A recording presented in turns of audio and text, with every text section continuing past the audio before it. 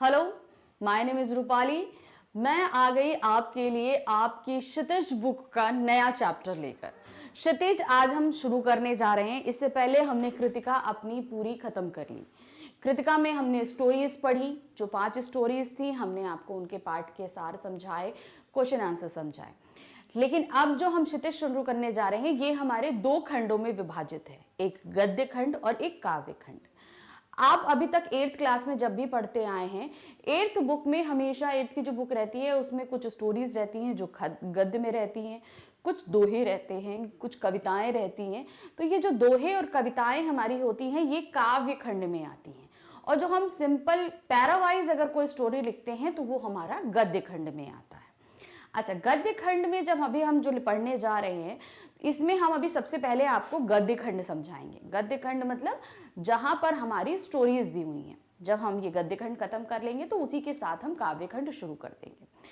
बहुत से बच्चे डर रहे हैं कि मैम हमने अभी तक जो 8th की बुक पढ़ी है उसमें बहुत ही कम काव्य पंक्तियां रही हैं या समथिंग जो कुछ भी रहा है। तो देखिए, पहली बात तो ये है कि हमें डरने की ज़रूरत नहीं, क्योंकि जहां हम डरना शुरू कर देते हैं हमारी समझ वहीं से ख़त्म हो जाती है। तो बहुत ज़रूरी है बी कॉन्फिडेंट। आप बिल्कुल कॉन्फिडेंट कि हमें नहीं आता, हम ये मानते हैं, आई एक्सेप्टेड कि हमको नहीं आता है, लेकिन डरेंगे तो फिर आप समझने की कोशिश नहीं करेंगे, उससे दूर भागने की कोशिश करेंगे। इसलिए डरना नहीं, ये एक्सेप्ट करिए कि हमको नहीं आता, हम सीखेंगे, मगर डरना नहीं है। तो चलिए, हम काव्य खंड भी आपको बताएंगे, लेकिन उससे पहले हम गद्य खंड बता रहे हैं। गद्य खंड हमारा क्या है?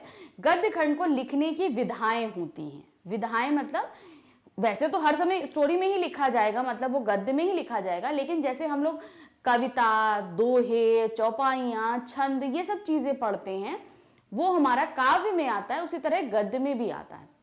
गद्य में जैसे संस्मरण होता है। संस्मरण हमने आपको पढ़ाया, पहले भी कृतिका में संस्मरण पढ़ाया। संस्मरण यानी यादों से निकालकर कुछ चीजों को हमें लिखना, वो संस्मरण कहलाता है। आलोचना, किसी चीज की आलोचना करते हुए हमको लिखना, वो आलोचना कहलाती है। फिर उसके बाद में हमारा क्या आता है? आपका कोई भी एकांकी। एकांकी मतलब नाटक या प्ले, जिसमें हम कैरेक्टर और डायलॉग्स दोनों लिखते हैं। जैसे हमने कृतिका में पढ़ा था हमारा रीढ़ की हड्डी, वो एक एकांकी था।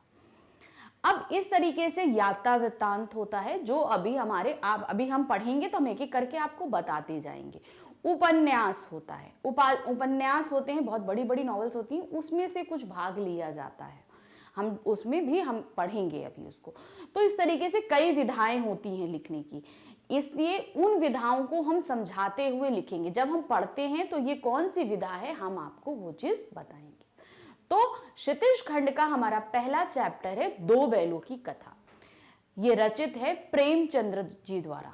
प्रेमचंद हिंदी साहित्य के बहुत ही सम्माननीय कवि हैं। उनका देहावसान हो चुका है, लेकिन आप बचपन से उनकी बहुत सी कविताएं अपनी बुक्स में पढ़ते हुए आ रहे होंगे और अभी भी पढ़ेंगे और आगे भी पढ़ेंगे। क्यों? क्योंकि उन्होंने बहुत अच्छी अच्छी रचनाएं लिखी हैं। तो सबसे पहले हम क्या पढ़ रहे हैं? 2 बैलों की कथा। इसमें 2 बैल हैं, हीरा और मोती। वो बैल हैं झूरी नाम के एक व्यक्ति की। किसी कारणवश उसे अपने बैल किसी और को दे देने, यानी कि उसे अपने साले यानी कि वाइफ के भाई को देने पड़ते हैं। जब देने पड़ते हैं तो उनकी लाइफ में कैसे संघर्ष शुरू होते हैं, ये सब चीजें दिखाएंगे। ये कहानी आपके सामने रखी गई है, लेकिन साथ में इसके पीछे छिपी हुई कुछ और भी बातें हैं जो इसमें मेंशन नहीं की गई हैं, जो आपको समझनी है, और हम उसी पे आधारित कुछ क्वेश्चन भी आपसे करेंगे। चलिए अब हम शुरू करते हैं। पाठ है हमारा 2 बैलों की कथा। जानवरों में गधे को सबसे बुद्धिहीन माना जाता है, मतलब जिसके पास बुद्धि नहीं होती।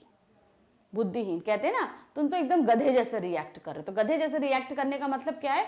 उसे सबसे बुद्धिहीन माना जाता है, क्योंकि वह सबसे सीधा और सहनशील होता है। मतलब वो बहुत ही सीधा होता है और बहुत सी चीजें सहन करता रहता है। वह सुख दुख तथा लाभ हानि दोनों में ही एक समान रहता है। उसे सुख मिल जाए तो भी वो वैसा रहेगा, लाभ मिले हानि मिले वो हर सिचुएशन में एक जैसा ही रहता है। भारतीयों को इसी सहनशीलता तथा सीधेपन के कारण अफ्रीका और अमेरिका में अपमान सहन करना पड़ता है। क्यों? हम भारतीय क्या है ना, बहुत कुछ मिल जाए तो बहुत जल्दी नहीं रिएक्ट करते। ठीक है, मिला है, भगवान की दया है, हम उसे अपनी मेहनत की दया से पहले क्या मानते हैं कि भगवान की दया है, हम उसे अपनी मेहनत नहीं कहते, मतलब ये हमारा सीधापन है। हम क्या है, तो इसी चक्कर में अफ्रीका और अमेरिका जैसे देशों में भारतीयों को गधे की तुलना में बोला जाता है कि अरे भारतीय तो बेवकूफ होगा। गधे से थोड़ा ही कम सीधा प्राणी है बैल। बैल क्या है? सीधा प्राणी है एकदम, मगर कारण क्या है, वो जब गुस्से में आता है तब वो रहता है, लेकिन ऐसे आप उसका कुछ भी करते रहो बहुत सीधा है। उसका स्थान गधे से नीचा है क्योंकि वह कभी अड़ जाता है, वो कभी भी अड़ जाएगा, इसलिए वो गधे से भी और नीचे स्थान पर आता है। अब ये हमने आपको दिया ना बैलों और गधे के बारे में ये चीज दी, जो ये पैरा आपको दिया गया है, ये समझाया गया है आपको एक चीज जो हमने आपसे बोला था ना, ये कहानी जिस चीज के बारे में हम पढ़ रहे हैं उससे अलग भी इसकी एक स्टोरी चलेगी जो आपको समझनी है, जो हम ना इसमें पढ़ाएंगे और ना ही कहीं बुक में लिखी है, लेकिन क्वेश्चन आंसर्स में वो पूछी जाएगी। झूरी के पास हीरा और मोती नाम के दो बैल थे। वे दोनों ही पछाई जाति के सुंदर, सुडौल और चौकस बैल थे। लंबे समय से एक दूसरे के साथ रहते रहते उनमें आपस में बहुत प्रेम हो गया था, मतलब दोनों बैल साथ रहते थे तो दोनों में उनमें प्रेम भाव बढ़ गया था। अच्छी प्रजाति के तंदुरुस्त बैल थे। वे हमेशा साथ साथ उठते बैठते और खाते पीते, आपस में एक दूसरे को चाट कर तथा सूंघ कर अपना प्रेम प्रकट करते थे। दोनों आंखों के इशारे से ही एक दूसरे की बात समझ लेते। झूरी ने एक बार दोनों बैलों को अपनी ससुराल भेज दिया। देखिए यहां पर एक बाउंड बताया गया कि दोनों बैलों के बीच कैसी अच्छी बाउंडेशन थी, दोनों बहुत अच्छे थे, दोस्ती थी, प्यार था, लगाव था, क्योंकि दोनों बहुत समय से साथ थे। तो एक बार क्या हुआ, झूरी ने अपने दोनों बैल ससुराल भेज दिए। बेचारे बैल ये समझे कि उनके मालिक ने उन्हें बेच दिया है, इसलिए वे जाना नहीं चाहते थे। जैसे तैसे वे झूरी के साले गया के साथ चले तो गए, किंतु उनका वहां मन नहीं लगा, कि वो गया के साथ चले तो गए मगर वहां उनका मन बिल्कुल भी नहीं लगा कि भाई जहां से शुरू से रहते आ रहे हैं दूसरी जगह जाके क्या मन लगेगा, ऐसा नहीं हुआ, तो उनका मन नहीं लगा। अतः उन्होंने वह चारा नहीं खाया। वहां पे जब वो पहुंचे तो उनको चारा दिया गया था, तो उन्होंने वहां पर चारा नहीं खाया। रात को दोनों बैलों ने सलाह की कि चुपचाप झूरी के घर की ओर चल दिए। सलाह करी, सांठगांठ बनी कि अब हम यहाँ से भाग के जो है झूरी के घर चले जाएं। साला कौन था? गया। याद रखिएगा, झूरी का जो साला था वो क्या था? गया। और झूरी के बैल थे दोनों गया के यहाँ आ गए। वहां पे उन्होंने खाना नहीं खाया मगर रात में सांठगांठ करी कि हम वापस झूरी के यहाँ चले जाते हैं। सुबह चरनी पर खड़े बैलों को देखकर झूरी बहुत खुश हुआ, मतलब दरवाजे पर चरनी यानी कि जो जहाँ पे हौद लगाई जाती है, जहाँ पे वो चारा डाला जाता है, उसके पास वो दोनों बैल खड़े थे। दोनों को देखकर झूरी बहुत खुश हो जाता है। घर के तथा गांव के बच्चों ने भी तालियां बजाकर उनका स्वागत किया। झूरी की पत्नी जरूर नाराज होकर उन्हें नमक हराम कहने लगी। गुस्से में उसने बैलों को सूखा चारा डाल दिया। झूरी ने नौकर के चारे में खली मिलाने को कहा, किंतु मालकिन के डर से उसने खली नहीं मिलाई। तो क्या हुआ कि वो दोनों वापस आ गए। गांव वाले और झूरी बहुत खुश थे, लेकिन उसकी पत्नी नाराज थी, कहती कि ये नमक हराम है। तो उन्होंने मारे गुस्से के, यानी कि उसकी बीबी ने, झूरी की बीबी ने उनको सूखा चारा डाल दिया, उसमें खरी नहीं मिलाई। तो जब झूरी अपने नौकर से बोलता है कि इसमें खरी मिला दो, तो उसने भी नहीं मिलाई। उसको डर क्या था कि मालकिन डांटेंगी, तो उसने भी नहीं मिलाई। दूसरे दिन गया दोबारा हीरा मोती को ले गया। दूसरे दिन गया आया और हीरा मोती को फिर से ले गया। इस बार उसने उन्हें मोटी मोटी रस्सियों से बांध दिया तथा खाने को सूखा चारा डाल दिया। उन्होंने इसे अपना अपमान समझा और अगले दिन हल जोतने से मना कर दिया। अब हीरा मोती को क्या किया, वो भाई भाग चुके थे, तो गया को भी बहुत गुस्सा आ गई। उसने क्या किया, उसे सूखा चारा डाला। अब जो सूखा चारा डाला तो बैलों को लगा कि ये हमारा अपमान हो रहा है, तो उन्होंने हल जोतने के लिए मना कर दिया कि अब हम खेत में हल नहीं जोतेंगे, मतलब वो नहीं कर रहे थे। गया ने उन्हें डंडों से मारा। उन्होंने हल, जोत, जुआ सब तोड़ दिया। मतलब जब डंडों से मारा गया तो जितना सब कुछ सामान बैलों के ऊपर रखा जाता था, हल था, जोत था, जुआ था, सब कुछ तोड़ दिया, कुछ बाकी नहीं रखा और भाग गए। किंतु गले में लंबी रस्सियां थी, अतः पकड़े गए। रस्सियां मोटी मोटी लंबी रस्सियां थी ना, तो उनको आसानी से पकड़ लिया गया। अगले दिन उन्हें फिर से सूखा चारा मिला। शाम के समय भैरव की नन्ही लड़की 2 रोटियां लेकर आई और उन्हें खाकर वह प्रसन्न हो गया। तो क्या हुआ, फिर जो है उनको क्या कहते हैं रस्सियों से फिर से बांधा गया, फिर से सूखा चारा डाला गया, मगर उन्होंने नहीं खाया। फिर रात में जो है उनके पड़ोसी भैरव की जो लड़की थी वो 2 रोटियां लेकर आई और उनको दी, जिसे वो खाकर प्रसन्न हो गए। 2 रोटी से भाई उनका पेट तो नहीं भरना था, लेकिन क्या था कि भाई 2 रोटियां उनके लिए प्यार से दी गई थी। जानवर भी प्यार समझता है, तो वो उनको प्यार से दी गई थी, इसलिए उन्होंने वो आराम से खाई और उनका पेट तो नहीं भरा लेकिन मन बहुत खुश हुआ। लड़की की सौतेली माँ उसे बहुत परेशान करती थी। मोती के दिल में आया कि वह भैरव तथा उसकी नई पत्नी को उठाकर फेंक दे। तो अब क्या हुआ, जो छोटी सी लड़की आई थी उनको रोटी देने के लिए, उसकी माँ अपनी नहीं थी, वो सौतेली माँ थी। तो जैसे हीरा और मोती को जो है गया बहुत मार रहा था, वैसे उसकी माँ भी उसको बहुत परेशान करती थी, सौतेली बेटी। तो दोनों में एक बाउंड बन जाता है, कहते ना उनका मालिक और उनको दोनों ही परेशान थे। तो जब ये सब पता चलता है मोती को कि ऐसा ऐसा होता था, तो उसको बहुत गुस्सा आता है कि उसकी माँ को जो है उठा के हम 2 सींगों से खूब दूर फेंकते। मोती ये बोलता है। अगली रात उन्होंने रस्सियां तुड़ाकर भागने की तैयारी करी। अब उन्होंने वो सोचा अब यहाँ से भागना है, तो वो रस्सियां तुड़ाकर भागने की तैयारी की। रस्सी को कमजोर करने के लिए वे उसे चबाने लगे, पर उसी समय नन्ही लड़की आ गई और दोनों बैलों की रस्सियां खोल दी। कहने का मतलब वो चबा रहे थे, जब लड़की आई तो उसने कहा अरे तो भागने की तैयारी में, तो उसने धीरे से वो रस्सियां खोल दी। किंतु फिर लड़की के स्नेह में हीरा मोती नहीं भागे। मतलब लड़की से प्यार हो गया था कि भाई लड़की का सहारा हम लोग बन रहे हैं, तो क्यों हम यहाँ से भागें, तो वो नहीं भागते। मतलब रस्सी खुली होने के बावजूद वो लड़की के स्नेह में वहां से नहीं भागते। तब लड़की ने शोर मचा दिया कि फूफा वाले बैल भागे जा रहे हैं, दादा भागो। लड़की आवाज सुनकर हीरा मोती भाग खड़े हुए।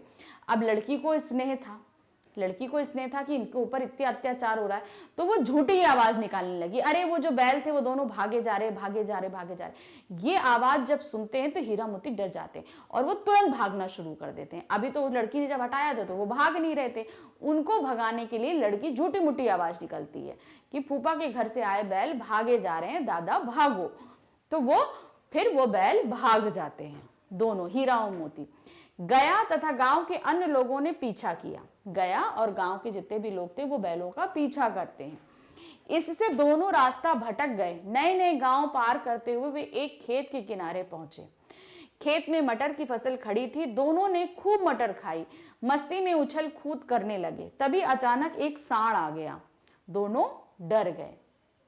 तो क्या हुआ, जब वो वहां से भागे तो सोचा कि चलो भाग के हम थोड़ा सा कर ले, भागते हैं। भागते भागते बहुत सारे गांव पार कर लिए उन्होंने। जब गांव पार करे तो एक खेत मिला उनको, और खेत था मटर का। जी भर के मटर खाते मस्ती करते हैं, लेकिन तभी वहां पर एक सांड आ जाता है। सांड आ गया तो फिर क्या उन्होंने क्या किया कि उनका मुकाबला, दोनों डर गए।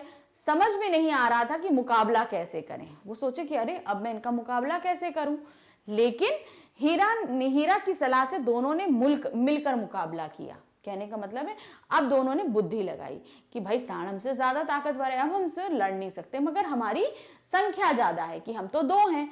तो उन्होंने जुगत लगाई। सांड जब एक बैल पर आक्रमण करता तो दूसरा बैल सांड की पेट में सींग गड़ा देता। अब वो एक है, वो एक पे हमला करेगा, जब एक पे करता तो दूसरा उसकी पेट में गड़ा देता, जब वो दूसरे पे करता तो फिर उसके पेट में गड़ा देता। तो इस तरीके से दोनों ने समझबूझ के साथ सांड का सामना किया। सांड 2-2 शत्रुओं से लड़ने का आदी नहीं था। एक साथ 2 शत्रुओं से लड़ने का सांड आदी नहीं था। अभी हीरा और मोती 2 थे तो सांड अकेला था, वो आदी नहीं था। अतः बेदम होकर गिर पड़ा। हीरा मोती को उस पर दया आ गई, उन्होंने उसे छोड़ दिया। अब वो बेचारा बेदम हो गया तो हीरा मोती ने उसको छोड़ दिया। जीत की खुशी में मोती फिर मटर के खेत में मटर खाने लगा। तब तक 2 आदमी लाठी लेके आ गए। मतलब जिनके खेत थे वो 2 आदमी लाठी लेकर आ गए। उन्हें देखकर हीरा भाग गया, किंतु मोती कीचड़ में फंस जाने के कारण पकड़ा गया। अब क्या हुआ, हीरा तो भाग गया था, लेकिन मोती जो है मटर खाने के उसमें था, लेकिन उसको समझ में आया, जब आया समझ में भागने लगा तो वो तब तक मिट्टी में फंस गया था। गीली मिट्टी थी उसके अंदर वो फंस गया। फंस जाने के कारण वो पकड़ लिया गया। उसे कीचड़ में फंसा देखकर हीरा भी वापस आ गया। अब हीरा तो भाग गया था, लेकिन उसका दोस्त फंस गया था तो वो कैसे भाग सकता था, तो फिर वो वापस आ जाता है। आदमियों ने दोनों को पकड़कर कांजी हाउस में बंद कर दिया। अब आदमियों ने क्या किया, उसे कांजी हाउस ले गए। कांजी हाउस क्या था, पशुओं की जेल थी। जो भी आवारा पशु इधर उधर पकड़े जाते उन्हें कांजी हाउस लाकर रख दिया जाता। कांजी हाउस की सिचुएशन अच्छी नहीं थी, वहां जानवरों के साथ बिल्कुल भी अच्छा व्यवहार नहीं किया जाता था। कांजी हाउस में उन्हें दिन भर कुछ भी खाने को नहीं मिला, मतलब उन्हें खाने के लिए कुछ भी नहीं दिया गया। वहां पहले से ही कई बकरियां, भैंसे, घोड़े, गाय थे। सभी मुर्दों की तरह पड़े थे, मतलब उन्हें खाने के लिए नहीं दिया जा रहा था ना, तो वो बेदम हो चुके थे। बेदम थे तो एकदम मुर्दों की तरह पड़े थे, मतलब जान नहीं थी, शरीर में ताकत नहीं थी। भूख के मारे हीरा मोती ने दीवार की मिट्टी चाटनी शुरू करी। रात में हीरा के मन में विद्रोह की भावना उत्पन्न हो गई। अब क्या हुआ, जब भूख लगी तो उन्हें दीवार की मिट्टी को चाटना शुरू कर दिया। अब जब उन्होंने चाटा तो अब रात में जो है मोती के अंदर क्या आया, विद्रोह की भावना की, अब हम यहां से भी भागे। उन्होंने सींगों से दीवार पर वार करके कुछ मिट्टी गिरा दी। अब सींग थी तो दीवार की मिट्टी जो चाट रहे थे उसी से दीवार पर वार करना शुरू किया, तो उससे क्या हुआ, मिट्टी गिर गई। लालटेन लेकर आए चौकीदार ने उनको कई डंडे मारे और मोटी रस्सी से बांध दिया। जब चौकीदार ने देखा कि ऐसा हो रहा है तो उन्होंने उसकी पिटाई करी और खूब ज्यादा मोटी रस्सी से उनको बांध दिया। मोती ने उसे चिढ़ाया, हीरा ने उत्तर दिया। अब मोती किसको चिढ़ा रहा है, जो चौकीदार आया था उसको बहुत चिढ़ाया। हीरा ने उत्तर दिया कि यदि दीवार गिर जाती तो कई जानवर आजाद हो जाते। हीरा की बात सुनकर मोती को भी जोश आ गया। तो अब क्या, जब हीरा ने बताया कि अगर ये दीवार गिर जाती तो बहुत सारे जानवर जो है इस जगह से आजाद हो जाते। जब ये बात मोती को पता चली, मोती के अंदर जोश आया कि चलो अब हम फिर से कोशिश करेंगे इस बारे में। उसे बची हुई दीवार गिरा दी। मोती ने क्या किया, हीरा को तो बांध दिया गया था, अब मोती को क्या किया गया, मोती ने अब जो हीरा का अधूरा काम था दीवार को गिराने का, अब वो किसने पूरा किया, मोती ने, और मोती ने वो दीवार गिरा दी। सारे जानवर भाग गए, गधे नहीं भागे। गधे सीधे होते, उन्हें क्या मतलब, वो भागे ही नहीं। बोले भागने से क्या फायदा, फिर पकड़े जाएंगे। मोती ने उन्हें सींग मार मार कर भगाया। गधे बोलते क्या फायदा भागने से, हम फिर से पकड़े जाएंगे। लेकिन तब भी जो है उनको सींग मार मार के हीरा मोती दोनों ने भगाया। हीरा ने मोती को भाग जाने के लिए कहा। अब हीरा तो बंधा हुआ था, वो भाग नहीं सकता था, तो उसने मोती से कहा कि अभी तुम आजाद हो, तुम जाओ यहां से, भाग जाओ। तो उन्होंने मोती, अब क्या हुआ, कहा कि भाग जाओ, लेकिन तो मोती हीरा को विपत्ति में अकेला छोड़कर नहीं गया। उसने कहा कि जब मैं फंस गया था मटर के खेत में तो तुम वापस आ गए थे, तो मैं तुम्हें यहाँ कैसे छोड़ के जाऊं, तो वो भी नहीं जाता है। सुबह होते ही कांजी हाउस में खलबली मच गई। उन्होंने मोती को बहुत मारा और मोटी मोटी रस्सियों से बांध दिया। अब उन्हें पता चला कि हीरा तो बंधा ही हुआ था, तो दीवार किसने गिराई, मोती ने गिराई। तो मोती की खूब पिटाई होती है और उसे उस रस्सियों से बांध दिया जाता है। मतलब दीवार तो गिरी मगर हीरा मोती उस कांजी हाउस वाले कारागार से भाग नहीं पाए। हीरा मोती को कांजी हाउस में बंद हुए 1 सप्ताह हो गया। उन्हें कुछ खाने के लिए नहीं मिलता था, दिन में एक बार केवल पानी मिलता था। दोनों सूख कर टटरी हो गए थे। मतलब अब चूंकि इतने सारे जानवर भगा दिए थे तो वहां के लोगों को बहुत गुस्सा था, तो वो हीरा मोती को कुछ खाने के लिए नहीं देते थे। दिन में खाली एक बार पानी पिला दिया जाता था उनको। अब खाना न मिलने के कारण एकदम सूख गए थे वो, तो एकदम दुबले पतले से हो गए थे। एक दिन नीलामी हुई, उनको कोई खरीदार ना था। मतलब इतने कमजोर बैल का खरीदार कौन होगा, कोई नहीं हुआ, उनको किसी ने खरीदा ही नहीं। अंत में एक कसाई ने उन्हें खरीद लिया। कसाई मतलब जो जानवरों को मार के उनकी खाल उतारता था, तो उनको खरीद लिया गया। नीलाम होकर दोनों दड़ियल कसाई के साथ चले। वे अपने भाग्य को कोस रहे थे।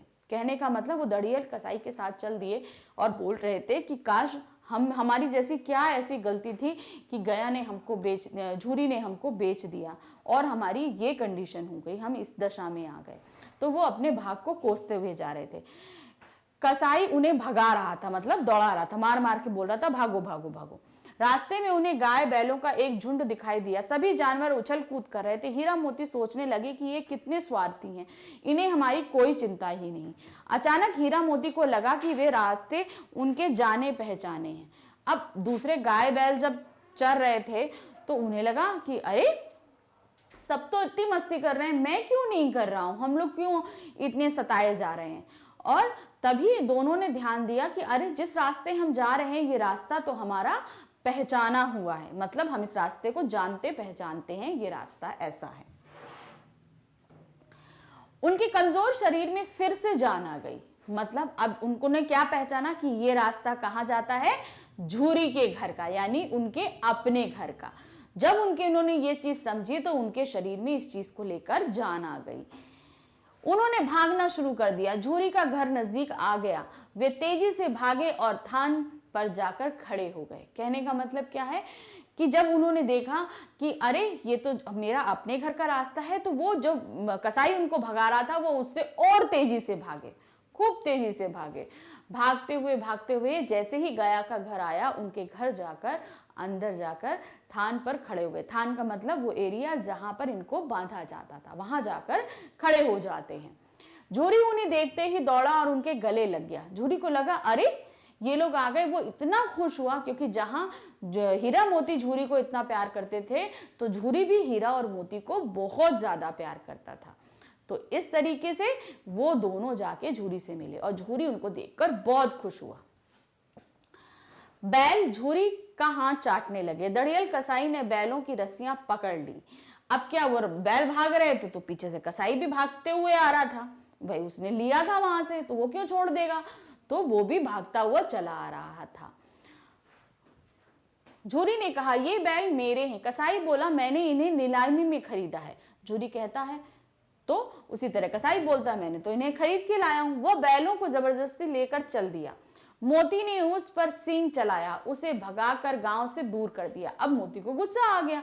मोती एग्रेसिव था, हीरा थोड़ा शांत रहता था, लेकिन मोती जो है वो थोड़ा एग्रेसिव नेचर का था। जब ऐसा हुआ तो क्या किया, मोती ने खूब उसको सींग मारा और दौड़ाता दौड़ाता गांव से बाहर ले गया और उसको खदेड़ दिया। झूरी ने नांदों में खली, भूसा, चोकर और दाना भर दिया। दोनों मित्र खाने लगे। गांव में उत्साह छा गया। मालकिन ने आकर दोनों के माथे चूम लिए। अब क्या हुआ, अब जब इतना खुश होता है, इनकी कंडीशन ऐसी है, तो झूरी उनको खूब अच्छे से चारा दाना लाके डालता है कि ये अच्छे से खाएं और तंदुरुस्त हो। उनकी सेवा करने लगे। गांव वाले भी बहुत खुश थे क्योंकि जो झूरी उनको खोकर बहुत उदास हो गया था, अब वो जब मिल गया तो वो बहुत खुश हो गए। अब मालकिन जो उनको पहले नमक हराम कह रही थी, उनकी ये कंडीशन देखकर कि वो इतने दुबले पतले हो गए, कितनी उनके साथ जाती हुई है, तो वो भी उनको प्यार करने लगती है और उनका माथा चूम लेती है। तो यहाँ पर जो है हमने आपको हीरा और मोती की कहानी सुनाई। तो ये यहाँ कहाँ पर शुरू हुई कि हम किस तरीके से एक जगह से दूसरे देश जाते हैं या वहाँ पर जाकर बंदी हो जाते हैं। तो ये हमको बताता है आज़ादी की लड़ाई की तरफ हमको बताता है। तो यहाँ पर एक चीज़ साफ तौर से बोली गई है कि सिर्फ ये हीरा मोती की कहानी नहीं है, ये आज़ादी की कहानी से भी रिलेटेड है कि किस तरीके से हमारे क्रांतिकारी लड़ाई करते हैं और हमको जीत दिलाते हैं। हम किस तरीके से जो है कारागारों में बंद रहते हैं, संघर्ष करते हैं, सब करते हैं और अंत में आकर हमें अपना घर वापस मिल जाता है। तो इस तरीके से ये पाठ हमने आपको समझाया। पाठ दो बैलों की कथा समझाया। दो बैलों की कथा यानी कि हीरा और मोती की कथा, कि किस तरीके से वो अपने घर से अलग होते हैं और उन्हें कितनी मुश्किलों की झेलने के बाद फिर से वो अपने घर पहुंच जाते हैं। ये कहानी रचित है प्रेमचंद, मुंशी प्रेमचंद जी द्वारा रचित है ये। तो इस कहानी से हमें बहुत चीज़ें सीखने को मिली कि हम किस तरीके से अपने घर से अगर अलग हो जाएं तो हमें किस तरीके से मुश्किलों का सामना करना पड़ता है। और ये कहानी हमें बहुत हद तक हमारे देश की आज़ादी की लड़ाई, स्वतंत्रता सेनानी, क्रांतिकारियों के बारे की तरह भी हमें बताती है कि हीरा और मोती एक क्रांतिकारी की तरह हमें प्रतीत हो रहे थे, जिन्होंने दीवार गिराकर जो है स्वयं भागने के बजाय जो दुर्बल जानवर थे उनको भगाना उचित समझा। और क्योंकि वो इसलिए नहीं भागे क्योंकि हीरा बंधा था और मोती उनका साथ छोड़कर नहीं जा सकता था। तो ये अटूट बंधन की तरफ भी हमसे इशारा करता है। तो बहुत सी सारी चीज़ें ऐसी हैं जो इसमें नहीं बताई गई हैं हमको, लेकिन हम समझ सकते हैं चीज़ों को। तो चलिए अब देखते हैं जो बुक में हमारे सामने क्वेश्चन आंसर्स दिए गए हैं, उन क्वेश्चन आंसर्स को हम कैसे सॉल्व करेंगे। कांजी हाउस में कैद पशुओं की हाजिरी क्यों ली जाती थी? अब कांजी हॉर्स क्या था, एक कारागार था पशुओं का, तो उसमें क्यों ली जाएगी, इसलिए ली जाती थी ताकि वो कहीं कोई जानवर भाग तो नहीं गया, कम तो नहीं हो गया, ये सारी चीजें होती थी। क्या, कांजी हॉर्स में उन पशुओं को रखा जाता था जो लावारिस होते थे, मतलब जिनका कोई मालिक नहीं होता था। एक प्रकार से उन पशुओं की देखभाल की जाती थी तथा समय समय पर उनकी नीलामी भी की जाती थी। कहने का मतलब क्या है, वहां पर उनकी देखभाल की जाती थी, उनको खाना चारा दिया जाता था। जब वो लावारिस घूमते रहेंगे तो वो कुछ भी अटरम पटरम खाते रहेंगे, लेकिन वहां पर क्या होता था, दिया जाता था, उनकी देखभाल करी जाती थी। और जब उनको कोई अडॉप्ट करने वाला मिल जाता था तो उनकी नीलामी भी कर दी जाती थी। वहां निम्नलिखित कारणों से पशुओं की हाजिरी ली जाती होगी, पशुओं की संख्या ठीक ठाक से पता चल जाए, मतलब कांजी हाउस बहुत बड़ा था तो वहां पर कितने गाय, कितने बैल, कितनी बकरियां क्या हैं, इनकी जानकारी उनको मिल जाए। पशुओं की सेहत की जानकारी तथा पहचान रखने के लिए कि मतलब उनकी सेहत कैसी है, क्या है, ये सब चीज़ों की जानकारी रखने के लिए भी जो है उनकी जो गिनती करी जाती थी। आवारा उत्पात मचाने वाले पशुओं को अलग रखने के लिए, मतलब जो आवारा हैं, जो बहुत ज़्यादा उत्पात मचाते हैं, दूसरे जानवरों को हार्म करते हैं या वहाँ की रखी संपत्ति को हार्म करते हैं, तो उनको अलग रखा जा सके, उनको गिनतियाँ अलग करी जा सकें, ये सब चीज़ें जो हैं करने के लिए इनकी हाजिरी मतलब अटेंडेंस ली जाती थी कि ये इतना यहाँ है, हाँ है, वो है, गाय है, बैल है, ये है, तो ये सब चीज़ें डेली जो है काउंट की जाती थी। नेक्स्ट क्वेश्चन में, छोटी बच्ची का बैलों के प्रति प्रेम क्यों उमड़ आया। जो छोटी सी बच्ची थी ना, भैरव की लड़की, उनके प्रति क्यों, उसका जो है छोटी बच्ची बैलों से इतना प्यार क्यों कर रही थी। जाहिर सी बात है, उसकी माँ उसको बहुत सताती थी। भैरव की जो वाइफ थी, सेकंड वाइफ, जो उसकी सौतेली माँ थी, तो उसको बहुत सताती थी। तो क्या हुआ, अब इधर हीरा और मोती भी सताए जा रहे थे, उधर वो लड़की भी सताई जा रही थी, भैरव की लड़की। तो दोनों का दुख कहीं ना कहीं एक था। क्यों? क्योंकि दोनों ही तकलीफ में थे, इसलिए लगाव होना नेचुरल सी बात थी कि जब हम तकलीफ में होते तो दूसरा तकलीफ में होता तो हमारा उसके साथ सिंपैथी वाला एक रिश्ता हो जाता है ना। तो वही चीज़ इन दोनों के साथ भी थी। क्या हुआ, छोटी बच्ची का बैलों के प्रति प्रेम उमड़ने में निम्नलिखित कारण था, मतलब उनके बीच क्यों प्रेम उमड़ रहा था, इसके कुछ कारण थे। क्या कारण थे? छोटी बच्ची की माँ मर चुकी थी, वह सौतेलेपन का दर्द झेल रही थी, वह माँ से बिछुड़ने का दर्द जानती थी। उसे लगा कि वे भी उसी तरह अभागे हैं और अपने मालिक से दूर हैं। बच्ची को ये लगा कि जिस तरीके से मैं अपनी माँ से बिछुड़ गई हूँ और मुझे तकलीफ हो रही है, उसी तरह वो भी अपने मालिक से बहुत दूर आ गए हैं और उनको भी तकलीफ हो रही है। जिस प्रकार छोटी बच्ची को उसकी सौतेली माँ पेट भर खाना नहीं देती थी, उसी प्रकार यहाँ हीरा मोती के साथ सौतेला व्यवहार किया जा रहा था। तो क्या था, जिस तरीके से वो उसकी माँ उसको पेट भर खाना नहीं देती, दिन भर काम में लगाए रहती और मारती पीटती अलग से थी, तो उसी तरीके से हीरा मोती के साथ भी व्यवहार हो रहा था। कहने का क्या मतलब है कि वो जो है इतनी कोशिश करते थे, सब चीज़ें थी, क्योंकि वो अपने मालिक से अलग थे, तो उनको भी खाना नहीं दिया जा रहा था, खेत में जोतने का काम कराया जा रहा था, और जब वो नहीं करते थे तो उनको मारा भी जा रहा था, प्यार नहीं मिल रहा था। तो ये दोनों ही कंडीशंस ऐसी थी, बहुत सारी कंडीशंस ऐसी मिलके आ रही थी जो वो छोटी बच्ची और हीरा और मोती को साथ में एक जैसा कर रही थी। तो अब नेक्स्ट क्वेश्चन हम देखते हैं क्या कहता है। कहानी में बैलों के माध्यम से कौन कौन से नीति विषयक मूल्य उभर कर आते हैं। कहने का मतलब है, जब हीरा और मोती को देखते हैं तो हमारे सामने क्या क्या चीजें उभरती हैं, हमें वो चीजें निकालनी। जैसे इस कहानी के माध्यम से निम्नलिखित नीति विषयक मूल्य उभर कर सामने आते हैं।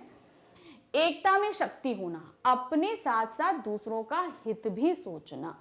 जब क्या होता है, एकता में शक्ति होती है, जब वो दोनों एक दूसरे के साथ होते हैं तो क्या हुआ था, उन्होंने वो भारी भरकम सांड को भी हरा दिया था, बेदम कर दिया था, तो वो एकता में शक्ति थी, ये चीज हुई। फिर दूसरा क्या था, अपने साथ साथ दूसरों का हित रखना। जब कांजी हाउस में वो बंद थे तो उन्होंने क्या किया, उन्होंने दीवार गिराई, मगर वहां खुद तो वो भागे ही नहीं, मगर दूसरों को भगा दिया, तो वहां दूसरों के हित का उन्होंने ख्याल रखा।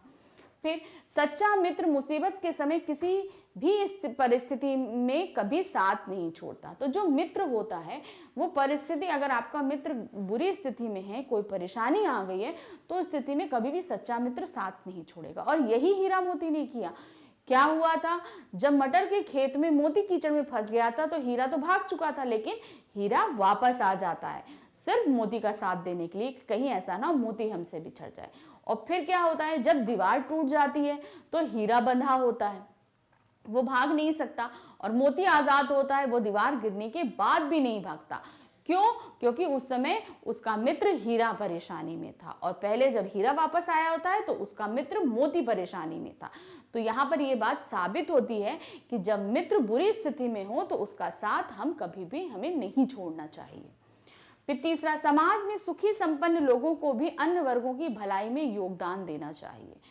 कहने का मतलब है कि जो सुखी संपन्न लोग होते हैं, जो अच्छे होते हैं, सब उनमें होता है, उन्हें दूसरों की भलाई के लिए भी योगदान देना चाहिए, जो सक्षम या दुर्बल नहीं है। तो हीरा मोती के साथ यही था। भाई क्या हुआ, वो लोग जब कांजी हाउस में बंद थे तो उनसे भी कहीं दुर्बल और गिरे लोग, क्योंकि वो लोग तो उस समय जब वहां पहुंचे थे तो हष्ट पुष्ट थे, क्योंकि वो मटर के खेत से लड़के पहुंचे थे, खाए पिए तंदुरुस्त थे, और उनसे बहुत ज्यादा दुर्बल वहां पे बहुत सारे जो है जानवर बंद थे। तो वो लोग क्या करते हैं, दीवार गिरा के उनकी सहायता करते हैं कि ये बाहर जाके अपनी रक्षा कर लें। तो दीवार गिराते, तो वो संपन्न लोग थे और वो दूसरों की सहायता कर रहे थे। आजादी बहुत बड़ा मूल्य, इसे पाने के लिए मनुष्य को बड़े से बड़ा कष्ट उठाने को तैयार रहना चाहिए। हमारी आजादी, आज हम आजादी का मूल्य नहीं समझते। क्यों? हमारा देश आजाद है, हम अपने मन से हर एक चीज कर सकते हैं, लेकिन एक बार ये कल्पना कीजिए कि आपको घर से बाहर निकलने के लिए पाबंदी लगा दी जाए, ठीक है, आप अपनी मर्जी से अपने घर में कुछ कर ना, मतलब अपने घर से बाहर कुछ कर ना पाए, जब कोई आए आपको परेशान करके चला जाए, तो वो कंडीशन क्या होती है, परतंत्रता की, कि आप चलो, आपको आज यहाँ काम करना है, आप यहाँ काम करोगे मगर आपको पैसे नहीं मिलेंगे, आपको खाना भी नहीं मिलेगा। तो वो क्या होता है, परतंत्रता का एहसास, यानी कि जो 100 साल हमारा देश परतंत्र रहा, तो उस समय वो जो परतंत्रता का हाल था, अंग्रेजों को सारी सुख सुविधाएं मौजूद थी मगर हम भारतीयों को नहीं मिलती थी। तो आजादी बहुत ही कीमती है। जैसे अब आप लोग लॉकडाउन के बाद समझ गए होंगे आजादी कितनी जरूरी है, क्योंकि हम लॉकडाउन के दौरान अपने घर के अंदर कैद हो गए थे। तो वो एक फीलिंग, हमेशा घर के अंदर रहना, चीजें, हम घर के बाहर नहीं निकल सकते, बाहर निकलेंगे तो मारे जाएंगे, तो वो क्या था, वो हमारी भलाई के लिए हम अंदर कैद किए थे, लेकिन तब भी कुछ समय के लिए हमारी आज़ादी हमसे छीन ली गई थी, तो हमें तकलीफ हुई थी। सोचो 100 साल तक हमसे ये आज़ादी छीनी जा चुकी थी, तो तब हमें कितनी तकलीफ। तो वही मूल्य यहाँ पर है, हीरा मोती के लिए आज़ादी कितनी, वो आज़ादी उन्हें कहाँ मिलती थी, झूरी के घर पे, गया के घर पे भी गए तो भी वहाँ मार डांट काम सब कुछ मिल रहा था मगर प्यार नहीं मिल रहा था। फिर जब कांजी हाउस जाते हैं तो वहां तो उनको खाना ही नहीं मिल रहा जाता और कैद करके रखा जाता है। तो यहाँ पर आज़ादी के मूल्य बहुत जरूरी हैं। ये सारी चीजें हमें, नीति विषयक जो मूल्य हैं, ये हमें हीरा मोती के द्वारा समझ में आए हैं। नेक्स्ट क्वेश्चन, प्रस्तुत कहानी में प्रेमचंद ने गधे की किन स्वभावगत विशेषताओं के आधार पर उनके प्रति रूढ़ अर्थ मूर्ख का प्रयोग ना कर किसी नए अर्थ की ओर संकेत किया है। मतलब यहाँ पर गधे के लिए जो है वो मूर्ख शब्द यूज ना करके दूसरा जो शब्द यूज किया है उससे क्या तात्पर्य है और क्यों किया है। पहला चीज, गधे को उसके सरल स्वभाव के कारण मूर्ख का पर्याय समझा जाता है। मतलब वो सरल है इसलिए वो मूर्ख समझा जाता, वो बुद्धि से नहीं है, वो सहनशील है, सरलता से काम करता है, इसलिए उसे मूर्ख कहते हैं, जबकि वो ऐसा नहीं है कि वो मूर्ख होता है। उसके स्वभाव में सहनशीलता भी देखने को मिलती है। इस कहानी में लेखक ने गधे की सरलता और सहनशीलता की ओर इशारा की ओर हमारा ध्यान खींचा है कि किस तरीके से गधा सरल और सहनशील होता है, लेकिन उसके बदले उसे क्या बोला जाता है, मूर्ख बोला जाता है। प्रेमचंद ने स्वयं कहा, सद्गुणों का इतना अनादर कहीं नहीं देखा, कदाचित इतना सीधापन संसार के लिए उपयुक्त नहीं। कहानी में भी उन्होंने सीधेपन की दुर्दशा दिखलाई है, मूर्खता की नहीं। उन्होंने क्या बताया कि इतना सीधापन भी अच्छा नहीं होता, हम बहुत सीधे हों तो दूसरा हमें बेवकूफ या पागल समझने लगता है और हमारे सीधेपन का फायदा उठाने लगता है, जैसे उसका जीता जागता उदाहरण हमारे सामने गधे का होता है। तो यहाँ पर हमें सीधा नहीं होना है, मतलब हम रहें, सहनशील रहें, सीधापन भी रहे, लेकिन इतना नहीं होना चाहिए कि कोई हमारा जो है फायदा उठा सके। नेक्स्ट क्वेश्चन, किन घटनाओं से पता चलता है कि हीरा और मोती में गहरी दोस्ती थी? ऐसी बहुत सी घटनाएं थी, उनमें से आप कोई भी लिख सकते हो, मगर हमने कुछ लिखी है, आप चाहें तो वो देख सकते हो, नहीं तो अपनी तरफ से भी इसमें कुछ ऐड ऑन कर सकते हैं। चलिए क्या देखें, दो बैलों की कथा नामक पाठ में एक नहीं अनेक घटनाएं हैं जिससे पता चलता है कि हीरा और मोती में गहरी दोस्ती थी। जैसे, तो इन्हें पॉइंट वाइज लिखा गया है। पहला, दोनों बैल हल या गाड़ी में जोत दिए जाते तो गर्दन हिला हिला कर चलते। उस समय हर एक की चेष्टा होती कि ज्यादा से ज्यादा बोझ मेरी गर्दन पर आए। कहने का मतलब, जब वो जोते जाते तो ये होता कि दूसरा कोशिश करता कि मेरी तरफ ज्यादा भार आ जाए, दूसरे की तरफ ना आए। तो ये क्या होता है, सच्चा मित्र जिसको बोलते हैं, कि मेरे दोस्त को तकलीफ नहीं हो। तो यहाँ पर ये वही चल रहा था। दिन भर के बाद दोपहर या संध्या को दोनों खुलते तो एक दूसरे को चाट चूट कर अपनी थकान मिटा लेते। मतलब जब वो अलग होते तो चाट चूट कर अपनी थकान मिटा लिया करते थे। नांद में खली भूसा पड़ जाने के बाद दोनों साथ उठते, साथ नांद में मुंह डालते और साथ ही बैठते। एक मुंह हटा लेता तो दूसरा भी हटा लेता था। तीसरा, मटर खाते समय मोती के पकड़े जाने पर हीरा भी वापस आ गया और दोनों ही कांजी हाउस में बंदी बनाए गए। कांजी हाउस में दीवार टूट जाने पर भी वे दोनों एक साथ ही भागते हैं और दड़ियल का मुकाबला भी करते हैं। तो यहाँ पर बताया गया आपको 3 कारण कि जहां पर उनकी दोस्ती हमें प्रकट होती दिखती है। क्वेश्चन नंबर 6, लेकिन औरत जात पर सींग चलाना मना है, यह भूल जाते हो। हीरा ने इस कथन के माध्यम से स्त्री के प्रति प्रेमचंद की दृष्टिकोण को स्पष्ट किया है। जब वो झूरी की पत्नी उनको बोलती ना नमक हराम, तो उस समय जो है ये बोला जाता है वक्तव्य। हीरा के इस कथन से ये ज्ञात होता है कि उस समय समाज में स्त्रियों की स्थिति अच्छी नहीं थी। समाज में स्त्रियों के साथ दुर्व्यवहार किया जाता है, उन्हें शारीरिक यातनाएं दी जाती है, वो पुरुषों द्वारा शोषित भी थी। इसलिए समाज में ये नियम बनाए जाते थे कि उन्हें पुरुष समाज शारीरिक दंड ना दे। हीरा और मोती भले इंसानों के प्रतीक हैं, इसलिए उनके कथन सभ्य समाज पर लागू होते हैं। असभ्य समाज में स्त्रियों को प्रताड़ना होती रहती थी, लेकिन लेखक नारियों के सम्मान के पक्षधर थे। वे स्त्रियों तथा पुरुषों के समानता के पक्षधर थे। तो यहाँ पर हीरा और मोती की कहानी के जरिए ये चीज भी प्रेमचंद ने समझाने की कोशिश करी है कि जब ये कहानी लिखी जा रही थी तो उस समय समाज में स्त्रियों की जो अवस्था है वो अच्छी नहीं थी, उन पर प्रताड़नाएं दी जाती थी और स्त्रियों को कमतर या कमजोर समझा जाता था। इसलिए उस कमजोर समाज में ये नियम बनाए गए कि उन पर शारीरिक प्रताड़ना अलाउ नहीं है, उनको शारीरिक प्रताड़ना नहीं दी जाएगी। अगर ऐसा नियम बनाने की जरूरत ही क्यों पड़ी, यानी कि उनके साथ ऐसा होता था। तो ये बात स्पष्ट की जाती है कि समाज में स्त्रियों का सम्मान उस समय नहीं था और प्रेमचंद जी इसके बिल्कुल भी पक्षधर नहीं थे। और उसी के जरिए उन्होंने जो है हीरा और मोती से ये चीज कहलवाई कि लेकिन औरत जात पर सींग चलाना मना है, यह भूल जाते हो कि औरत पर सींग नहीं चलाना, यानी कि स्त्री के ऊपर शारीरिक जो है वो बल यूज नहीं करना, शारीरिक बल इस्तेमाल नहीं करना है। क्वेश्चन नंबर 7, किसान जीवन वाले समाज में पशु और मनुष्य के आपसी संबंधों को कहानी में किस तरह व्यक्त किया गया है? जो किसान का जीवन है उसमें पशु और आदमी के बीच क्या जीवन इस कहानी के द्वारा व्यक्त किया गया, हमें ये बताना है। पशु आदिकाल से मनुष्यों के साथ ही रहे हैं। सभ्यता संस्कृति के विकास मनुष्य और पशु एक दूसरे के पूरक हैं। किसान के लिए पशु तो वरदान के समान है। किसान हल चलाने, बोझ ढोने, पानी खींचने तथा सवारी करने के लिए पशुओं का प्रयोग करते हैं। झूरी हीरा और मोती को बच्चों की तरह स्नेह करता था, वह उन्हें अपनी आंखों से दूर नहीं करना चाहता था। इससे पता चलता है कि किसान अपने पशुओं से मानवीय व्यवहार करते हैं। किसान पशुओं को घर के सदस्य की भांति प्रेम करते रहते हैं और पशु अपने स्वामी के लिए जी जान देने को तैयार रहते हैं।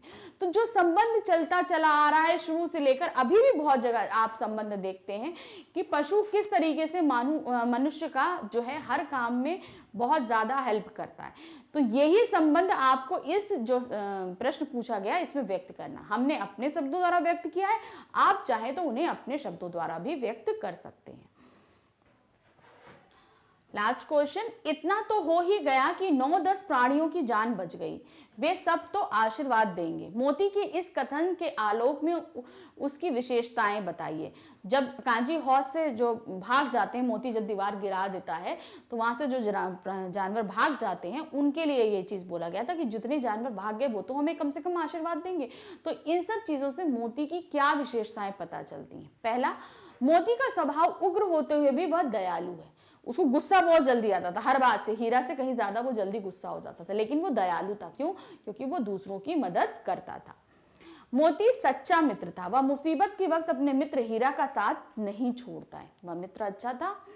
फिर मोती परोपकारी और बुद्धिमान था, तभी तो वह कांजी हौज में बंद जानवरों की जान बचाता है। क्योंकि जब हीरा उसे बताता है तब तक हीरा तो बंध चुका होता है, जब हीरा उसे बताता है तभी तो मोती दीवार को गिराता है।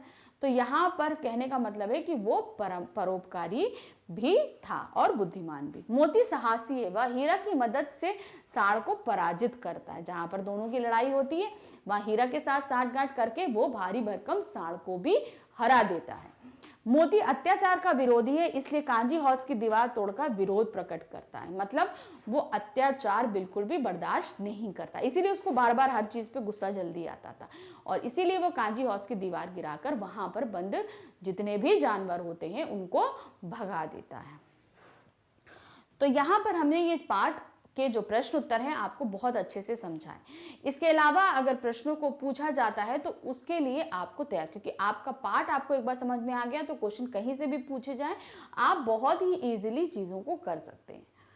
तो ये चैप्टर आपने बहुत अच्छे से पूर्ण किया और हमारे आगे चैप्टर आने के लिए आप वेट करते रहिए, उसके हम वीडियोज़ आपके लिए प्रस्तुत करते रहेंगे। Thank you, bye.